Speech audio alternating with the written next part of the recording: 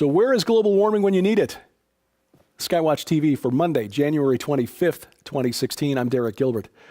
The blizzard is over, but the headaches linger on. Winter storm Jonas dumped 2 feet of snow and more along many places on the east coast of the United States. Washington, D.C., Baltimore, New York City, all receiving historic snowfall totals. Traffic was a mess all weekend. An accident on the Pennsylvania Turnpike tied up about 500 cars along a 7-mile stretch. 200 vehicles were stuck on I-77 in West Virginia, and on a 35-mile stretch of I-75 in central Kentucky, drivers were stuck for 19 hours between Friday afternoon and Saturday morning.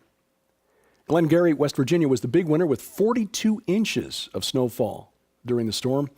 Winter storm Jonas blamed for at least 15 deaths. Is an invasion of Libya already underway? That's an open question.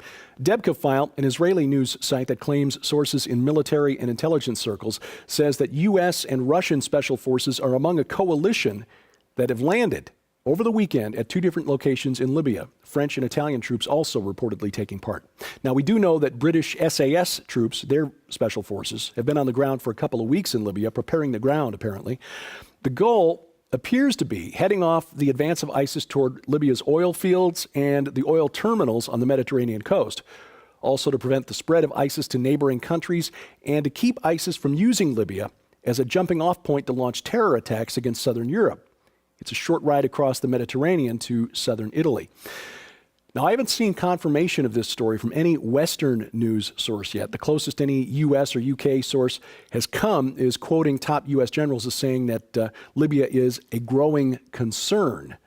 There is a London-based Arabic language newspaper that is reporting this story as fact. We'll keep our eyes on this. Now, apparently, in response to the threat, at least, of foreign intervention, the squabbling factions in Libya's government, and right now they have 2, one that's internationally recognized and one that's mostly Islamist, has gotten together to form a unity government. And in response to the formation of the unity government, ISIS, the Muslim Brotherhood, and Al-Qaeda in Libya have gotten together to form an integrated Shura Council. Again, how this plays out is an open question, and we'll keep our eyes on it. The fight against ISIS in Syria continues. U.S. troops are reportedly setting up a new air base in northeastern Syria near the borders of Turkey and Iraq. A Syrian military source quoted by the French press agency is saying that U.S. special forces have been working for 3 months on an airfield formerly used by crop dusters. The Pentagon denies the report, but did say the U.S. is always looking for ways to improve efficiency for logistics. Meanwhile, Turkey has been massing troops on the Syrian border across from Aleppo province. About 1,000 Turkish soldiers reportedly crossed into Syria, took the town of Jarablus with no resistance. Turkey says it's to strike at ISIS, but there are others who believe that the Turks are actually trying to prevent the Kurdish Peshmerga, the YPG, from gaining territory in a strategic location. In fact, Russia's foreign ministry says that Turkey is actively supporting rebels in Syria, like the al-Nusra Front and ISIS, in Aleppo province, saying that they're trying to improve their negotiating position ahead of peace talks that were supposed to begin today in Geneva, Switzerland. More on that in just a moment. Russian engineers also spotted on the border with Syria and Turkey, working at an airfield there, making the government in Ankara nervous. Turkey's President Recep Tayyip Erdogan said Friday that he was going to raise his objection to having Russian troops so close to Turkey's border at a meeting with U.S. Vice President Joe Biden that was scheduled for Saturday. Now, those peace talks in Geneva, which are supposed to put an end to the 5-year-old civil war in Syria, are themselves causing what appear to be irreconcilable differences. See, not all of the parties involved in setting up the talks can agree on who's supposed to be invited to represent the opposition to Syria's President Bashar al-Assad. Secretary of State John Kerry was in Saudi Arabia over the weekend, reportedly got an earful from the opposition groups there. They're angry that the U.S. has now adopted positions that they say have been held by Iran and Russia, namely that these talks are to create a unity government rather than a transitional government. The difference is that a unity government would include a much bigger role for Bashar Assad and his supporters than the rebels want. A transitional government would mean pushing Assad out of power and kicking his supporters to the curb.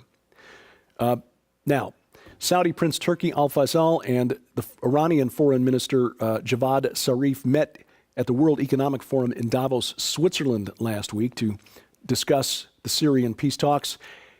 And according to one source familiar with those talks, he said it was a dialogue of the deaf, neither side willing to listen to the other. And then there's Turkey, which will play a major role, of course. Turkey refuses to consider any seat at the table for the Kurds, whose territory is essentially what's being fought over right now. Here at home, nearly 500,000 chickens and turkeys have been culled in southwest Indiana. There are 10 farms there infected with birds infected with avian flu. This H7N8 strain is different from the one that led to the deaths of 48 million birds, mostly in the upper Midwest last summer. The state of Illinois is keeping an eye on farms in 4 southeastern counties that border on Indiana, watching for signs of the avian flu there. Now, a story from the Daily Mail newspaper in the UK. They're reporting that a group of women here in the United States claim to have given birth to hybrid children fathered by aliens. The so-called hybrid child community or hybrid baby community believes that their DNA has been harvested to create hybrid children, better children, in order to improve the human race. One of the women said she was taken aboard a spacecraft in a dream state and had relations, which she described in very vivid terms. Since the fathers apparently have custody of these hybrid children, the mothers are reduced to just drawing pictures of what they think their children look like. They have human features, but look awfully reptilian, large eyes, which in my opinion is a clue as to the source of where these images are coming from. This is the type of story that the Daily Mail loves. The Mirror in the UK also publishes a lot of stories like these. Clickbait, things that draw you in because you have to see whether or not they're actually true or just people who are delusional. And it's easy to write these women off as delusional or unbalanced. But our ancestors several hundred years ago would have known exactly what these women are dealing with. They're called incubi. An incubus is a supernatural entity that has relations with women. There's also the succubi, succubus, the same thing except goes for men. Now, one woman quoted in the story, a former marketing executive, says that women don't know what they're missing. And she was the one who described her relations with the, said that the entities only take women who want to be taken. And there's your other clue about what's really at work here. You see, these encounters may or may not be real in the physical sense. I'm tending to believe not in the physical sense. But in the spiritual sense, that's a very different matter. The fact that these women and others like her want these encounters to be real opens them up to these visitations. So I have no doubt at all that these visitations are real. It's just that the visitors are not what these women think they are. California man who made violent threats against Muslims claims he was influenced, driven to it, by Fox News. John David Weisinger called the San Diego office of the Council on American Islamic Relations last January, left a drunken voicemail threatening violence against those who practice Islam, said he would lead a shooting attack similar to the one done by Islamists against the Paris magazine Charlie Hebdo last January. Well, Weisinger pleaded guilty to charges in August, and at a sentencing hearing last Tuesday, his lawyer came up with an interesting plea for mercy. He blamed the threats that Weisinger made on a steady diet of binge-watching Fox News. Speaking of Fox, the new television series Lucifer debuts tonight. Now, we reported on this last fall when the series was introduced. The fallen angel described in Isaiah chapter 14 and Ezekiel chapter 28, now apparently a nightclub owner in Los Angeles, who helps police solve cases because of his instinctive knowledge of the evil that lurks in men's hearts. Yes, television is mainstreaming the evil one. It's not the only series featuring intelligent evil.